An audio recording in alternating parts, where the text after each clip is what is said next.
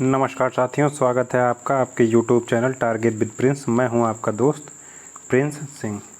तो चलिए शुरू करते हैं। आज हम लोग हिंदी साहित्य से जुड़े अन्य महत्वपूर्ण प्रश्न लेके आए हैं। क्वेश्चन नंबर 71, दामोदर शर्मा द्वारा लिखित उक्त व्यक्ति प्रकरण किस प्रकार का ग्रंथ है? तो इसमें क्या कह रहा है?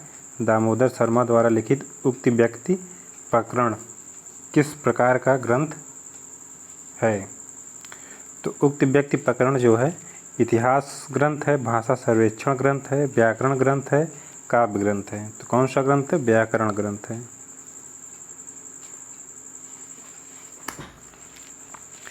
नेक्स्ट क्वेश्चन, आदिकाल में खड़ी बोली को काव्य की भाषा बनाने वाला पहला कवि कौन है? दामोदर शर्मा, अमीर खुसरो, चंद बरदाई, सरहपा। कौन से हैं? अमीर खुसरो जी। नेक्स्ट क्वेश्चन, आदिकालीन शिलांकृत कृति का नाम क्या है जिसमें गद्य पद्य मिश्रित चंपू काव्य की प्राचीनतम हिंदी कृति माना गया है? वर्ण रत्नाकर, कालिक बारी, दो सूखने और राउल वेल। तो कौन से हैं? इसमें राउल वेल है। नेक्स्ट क्वेश्चन, अमीर खुसरो किस तरह की रचनाओं के लिए प्रसिद्ध रहे हैं? पहेलियाँ, मुकरियाँ, गज़ल, गीत, दोहे। किसके लिए अमीर खुसरो प्रसिद्ध हैं? पहेलियाँ और मुकरियाँ के लिए। नेक्स्ट क्वेश्चन, आदिकालीन साहित्य में वीर रस की रचनाओं में किस शैली का प्रयोग किया गया है? डिंगल, पिंगल, दोहा, चौपाई, कवित्व, सोया। तो किसका किया गया है? डिंगल का। आदिकालीन साहित्य में वीर रस की रचनाओं के लिए डिंगल का प्रयोग, वहीं श्रृंगार रस की रचनाओं के लिए पिंगल का प्रयोग, जो कि राजस्थानी और ब्रज भाषा के साथ मिलकर बनता है। नेक्स्ट क्वेश्चन, आदिकाल के किस पंथ से भक्ति काल के संत मत का विकास हुआ? आदिकाल में किस पंथ से भक्ति काल के संत मत का विकास हुआ? बौद्ध, जैन, नाथ, ब्रजयान। किससे हुआ? नाथ से, पंथ से। नेक्स्ट क्वेश्चन,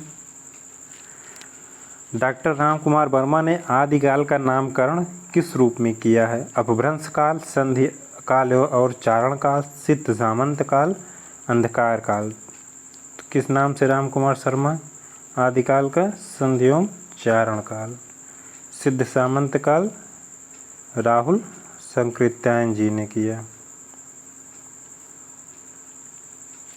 अपभ्रंश काल रामकुमार वर्मा ने किया। नेक्स्ट क्वेश्चन, नाथ संप्रदाय के प्रवर्तक कौन हैं? गोरखनाथ, गोपीनाथ, चौरंगीनाथ, चूड़करनाथ। तो नाथ संप्रदाय के प्रवर्तक गोरखनाथ, कहीं कहीं मत्स्य नाथ दिया रहता है। नेक्स्ट क्वेश्चन, कीर्तिलता और कीर्ति पताका किस कवि की रचना है? विद्यापति, रमानंद, नरपत नाल, अमीर खुसरो। तो किसकी है? विद्यापति की। नेक्स्ट क्वेश्चन, 10वीं से 14वीं शताब्दी का काल जिसे हिंदी का आदिकाल कहते हैं, भाषा की दृष्टि से अपभ्रंश का ही बढ़ाव है। यह कथन किस लेखक का है? रामचंद्र शुक्ल, हजारी प्रसाद द्विवेदी, श्याम सुंदर दास, धीरेन्द्र वर्मा। तो ये कथन किसका है? हजारी प्रसाद द्विवेदी जी का। HP D माने हजारी प्रसाद द्विवेदी। नेक्स्ट क्वेश्चन, आदिकाल को चारण काल की संज्ञा देने वाले विद्वान कौन थे? मिश्रबंधु, ग्रियर्सन, रमाशंकर शुक्ल, रसाल, राहुल संकृत्यायन। तो आदिकाल को चारण काल किसने कहा? जॉर्ज ग्रियर्सन ने। नेक्स्ट क्वेश्चन, सिद्ध साहित्य के अंतर्गत सिद्धों की संख्या कितनी मानी गई है? 60, 40, 84, 20। तो कितनी मानी गई है? 84। और नाथ साहित्य में कितनी संख्या मानी गई है? 9।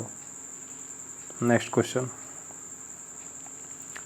जैन साहित्य की रास परंपरा के प्रथम ग्रंथ भारतेश्वर बाहुबली रास के रचनाकार कौन से हैं?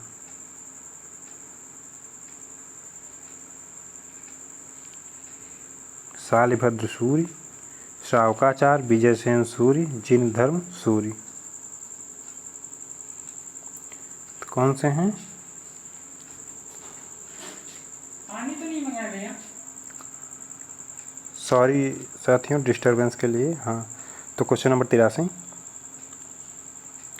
जैन साहित्य की रास परंपरा के प्रथम ग्रंथ भारतेश्वर बाहुबली रास का रचनाकार कौन है?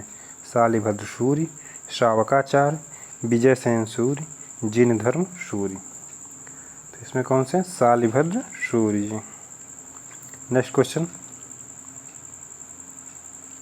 शिव सिंह सेंगर ने किस कवि को हिंदी का प्रथम कवि माना है?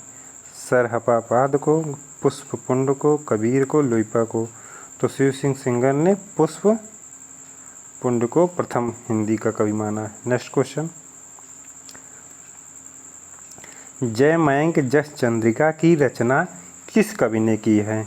भट्ट केदार, गोपीचंद, ज्योतिश्वर ठाकुर, मधुकर। तो इसमें कौन है? मधुकर जी। नेक्स्ट क्वेश्चन, भरभरी जलंधी पाव किस साहित्य से संबंध है? सिद्ध साहित्य, नाथ साहित्य, जैन साहित्य, रासो साहित्य। किससे है? नाथ साहित्य से। भरथरी और जलंधरी पाव कवि नाथ साहित्य से संबंधित हैं। नेक्स्ट क्वेश्चन, आदिकाल के अंतर्गत किस साहित्य की प्रमाणिकता संदिग्ध मानी गई है? रासो साहित्य, लौकिक साहित्य, जैन साहित्य, राष्ट्र काव्य। तो किसकी मानी गई है? रासो साहित्य की प्रमाणिकता पर संदिग्ध है। नेक्स्ट क्वेश्चन, आचार्य हजारी प्रसाद द्विवेदी ने गाथा को किस भाषा का मुख्य छंद माना है? पाली, प्राकृतिक, अपभ्रंश, हिंदी। तो किसको माना है? गाथा जो है प्राकृतिक भाषा का।